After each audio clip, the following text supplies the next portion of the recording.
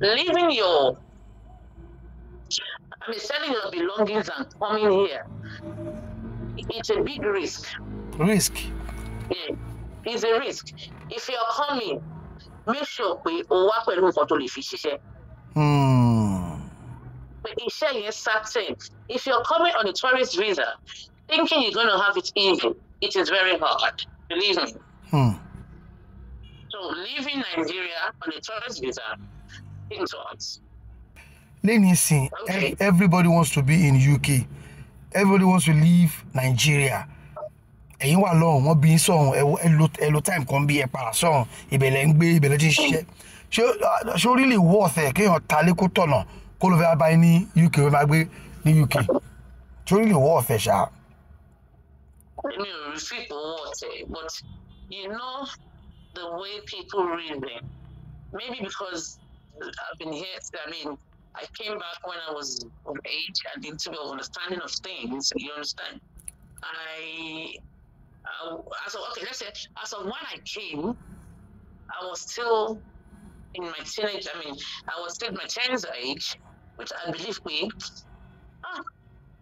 mommy at daddy, but it got to a point in my life, I have to face reality.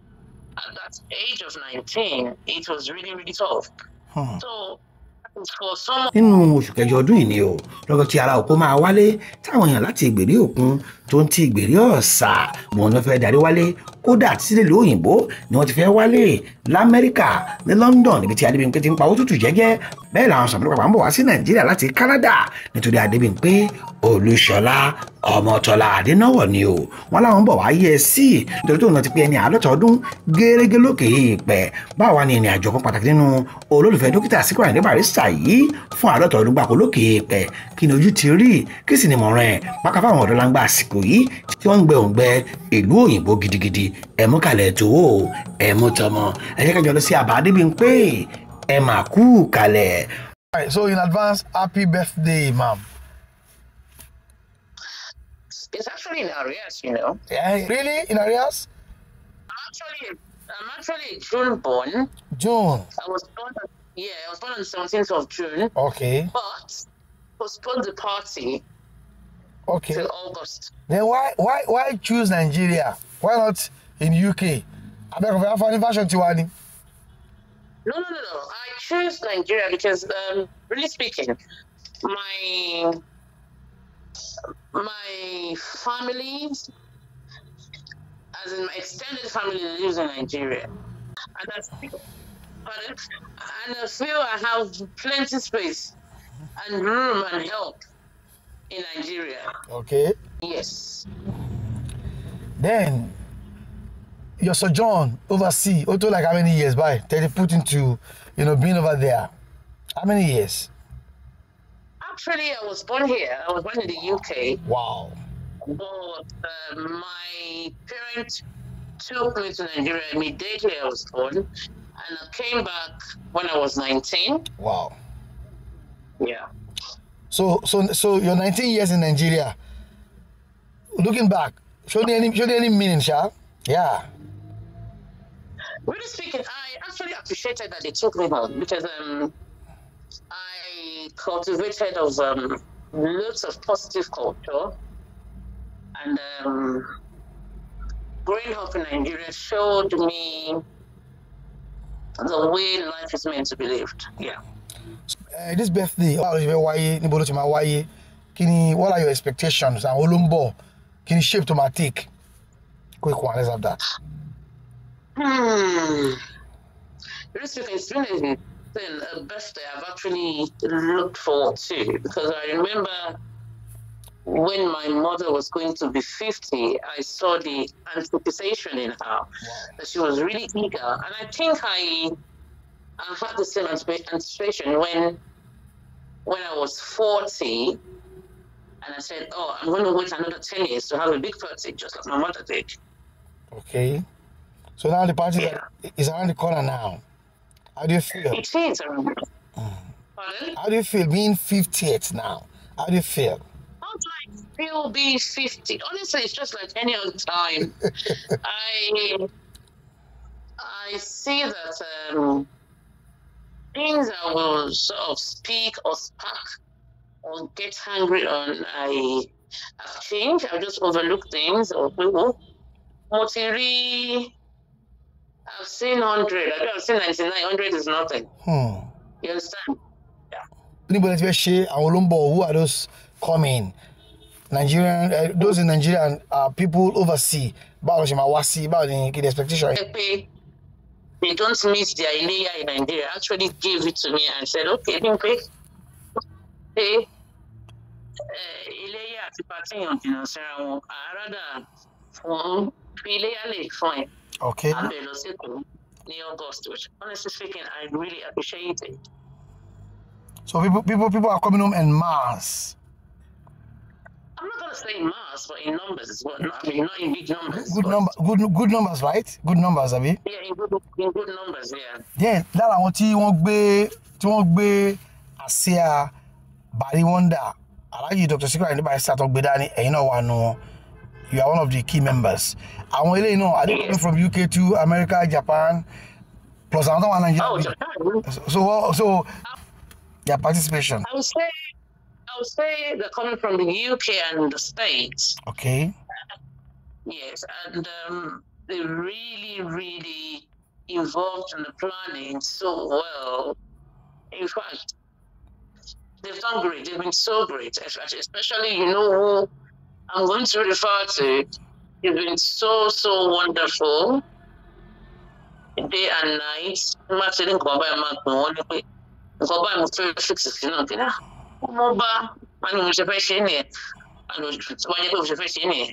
problem. I'm all yours. Yes. So she's coming too, right? She got no choice. So are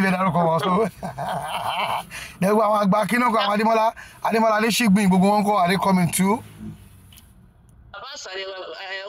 The choice. The choice, yeah.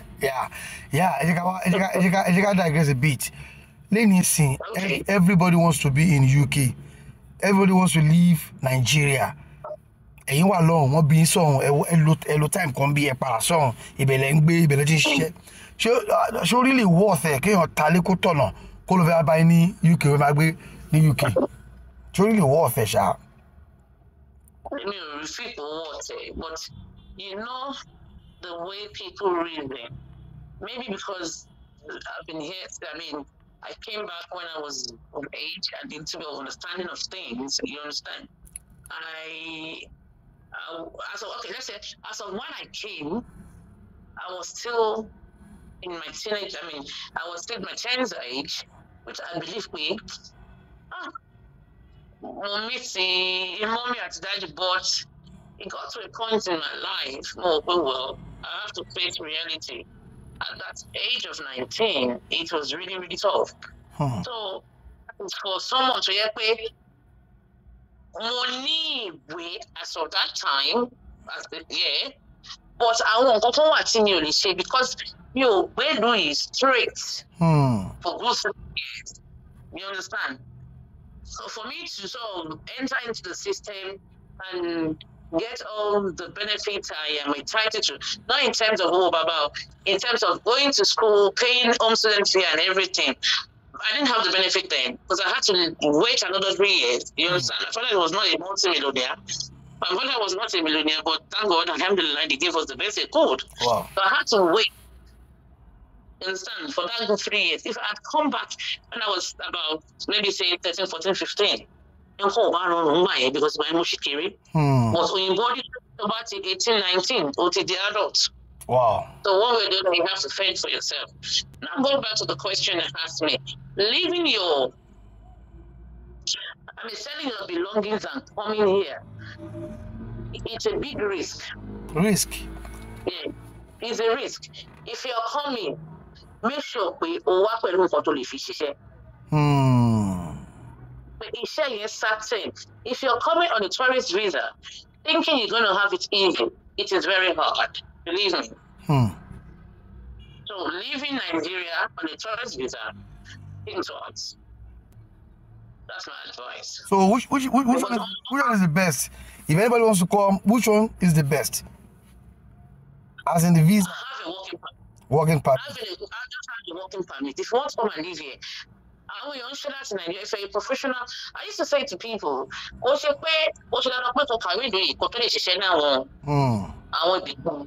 got friends that Nigeria not to law school.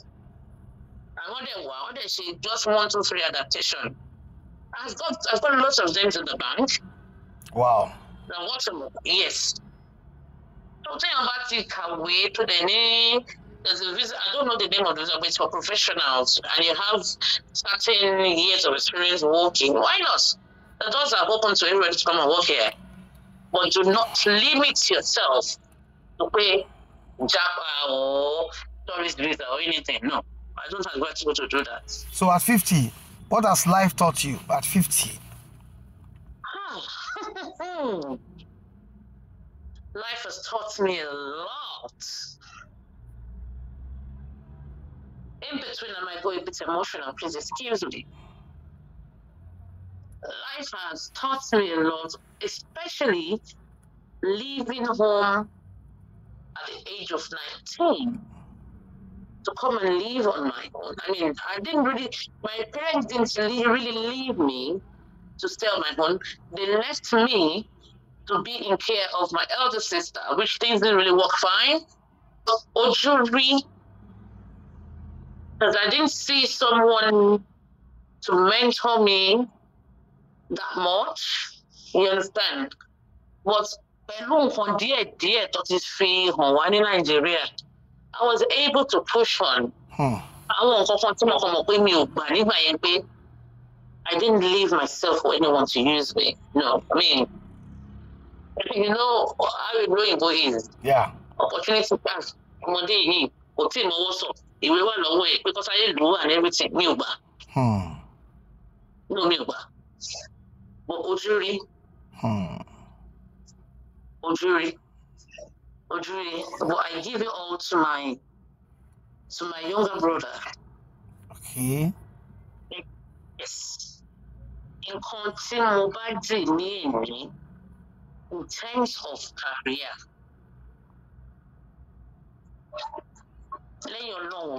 Your younger brother? Yes. Wow. Not video, but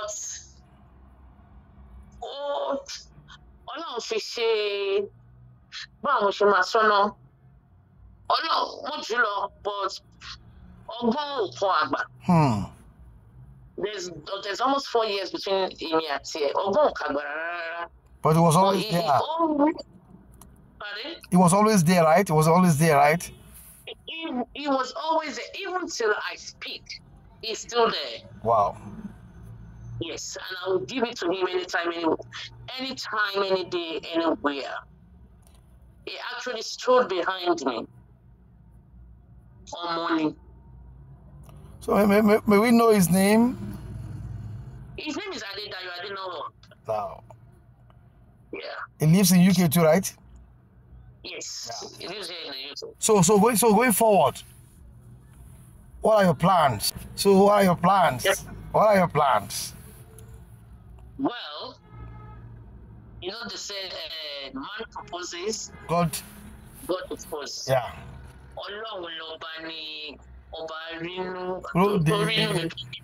Olùmọ̀ràn. Yorùbá yóò ní fẹ́ràn lọ títí bọ̀ mama trying.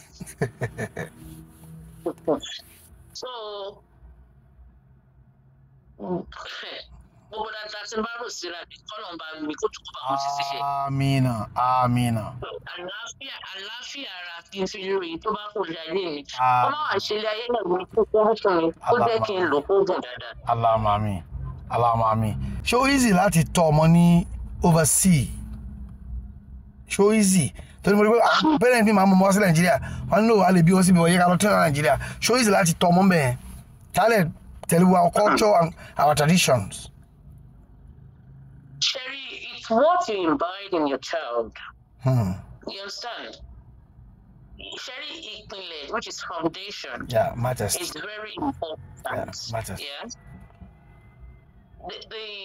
The first, how would I put it? Because of the kind of job that I do, I understand a lot in terms of children. Okay. Very the foundation Ọmọọba kọ́kọ́ gbé jáde kúrò nílé òun ló pọ̀ jù.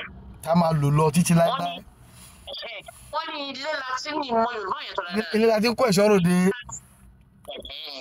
So as an adult, as a parent, if the foundation ever ti wọ́ láti ilẹ̀, Ọlọ́run jọ̀ọ́ kó fún wa lọ́mọ náà tọ́. Àmín Ọlọ́run. Around, we've got lots of people tó ń tọ́ ọmọ bíbá ẹ̀ wọ́n dẹ̀ ń ṣe dáadáa. Really? Bẹ́ẹ̀ni. Sherry, the thing is, má fi ohun méjì kọ ọmọ. Má fi ohun méjì kọ ọmọ. Ọmọ ẹ̀ ṣeré ẹ̀ ń jà. Not ìjà pé kẹ̀kẹ́ ìsira yín. Nǹkan tó o bá fẹ́ ò fún ọmọ yìí lẹ́sẹ̀kẹsẹ̀. Ọmọ yẹn mọ̀. Listen, I work with different children every day. I work in a school. I work as a learning mentor for children in primary schools, and I can what they call me stop like or not. The mom should deal with Differently. Wow. At the same time, má ṣe bá ọmọ A sọ̀rọ̀ because ọmọ A mi lè le díẹ̀. Because yẹn wọ́n yẹ kó ọmọ tí mò ń lọ ní sí ìwé tutù bí àdàbà. Ọmọ mi yìí bí ìwé lè le gan, but I have the techniques to máa fi bá gbogbo wọn lò. Which is something I've been trained for. Yeah. Ọmọ ò dọ́gba. Ṣé you get me? Àwọn agbọ̀ntà jẹ́ pé bóyá Ọlọ́run God has given us grace to sort of get to where we are today. The things we've done wrong. Èmi yìí especially. Mo sọ fún mi yọ pé nǹkan tó pààyà mi nígbà tí mo grow up to the age of 50. Wow. Iṣẹ́ ló ṣe bẹ́ẹ̀ ni. Because no, mo máa owó tí mo gbé. Iṣẹ́ ló ṣe débẹ̀. Kò lè sí ọjọ́ kan tí mo rántí ìyá mi tí mi ò fàdúrà tẹ̀lé. Sọ pé à ń tọ́mọ ń bìbà ẹ̀, à ń kọ́ wọn lọ sẹ́kọ̀ọ́, à ló ń kó wọn sọ́dọ̀ ẹbí. Olójú kò lè dàgbójú ẹni, bá a ná ọmọ mi kò dédé lọ́mọ, ọlọ́mọ nǹkan ló mọ nǹkan ẹ̀tọ́. Kó tọ́jú nǹkan ẹ̀ dáadáa. Bẹ́ẹ̀ ni, ó kù sí wọ lọ́wọ́ fún ara rẹ̀. What do you do? What time do you have for your children? Do you work 24 hours in a day? Or out of the 24 hours in a day, do you work 22.5 hours? Then you're getting it wrong. People should learn how to walk around their children. I'm not saying I'm a perfect mother, but I have given my time for my child. Amen. Yes. So I would walk around my child. If my child is at school, I'm at school. I mean, if my child is at school, I'm at work. The only difference between my child and getting home is just 10 minutes different. Wow. Yes. I work Monday to Friday. He goes to school Monday to Friday. And we sort of, you understand? He's 15 now. But I'm a big boy. Can you continue for money? I hold my life. I say, you don't hold your life. Wow. You don't own it. When it comes to the time of me making release or work, my release it. When the change is a phone, there. At the same time, he'll become to lead you more. Because some about to lead you more. Àwọn ọ̀rọ̀ míì tó yẹ kó máa gbọ́ lẹ́nu ọmọ òun ní gbọ́. Mo ń ṣe nǹkan ọkùnrin lọ́mọ mi, mo ń tún mi láàárọ̀ ẹ̀. Ó yẹ bàbá, Mom, can I help? I went, yes. What about me too? If we don't mind me too, you have to have closure. You understand? You have to have closure. Don't ever bet about fair best sorrow. Matter than go more in right. What here? Okay, you first so. Oh, but it's if I fully see Bob back. You come in my beauty. Only time for what's it? Only time for what's it? Bosh, mom. Oh, it's funny. Maybe about 20 minutes. I cure and got it to my bathroom. Maybe 20-30 minutes later. Oh, we got to something to some shape of Kilori. You understand? They told me about him walking to school. Continue from my bag be wallet. It's very important to us. If a child that is a very cheerful child, put their wallet to shape up on. má wò pé bóyá ó rè ọmọ kò rè béèrè nǹkan tó ṣẹlẹ̀. Béèrè nǹkan tó ṣẹlẹ̀. Especially in this world that we live in today, a lot and lots are happening outside there. Even in the UK. Like I said, everywhere in the whole world. So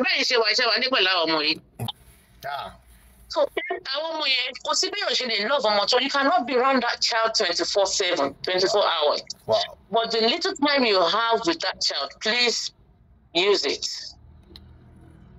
Thank you so much. So for the record, as we round off, your name in full for the record.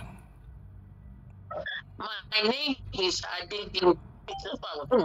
My name is Ọmọọba Adebimpe Ọmọ Agboro. Wow. Salaam alaikum. Thank you so much for your time. Alore TV. Alore TV. Nílé nílò kórè. Ẹ máa wò ó. Ètò tó kọ́ni lọ́gbọ́n.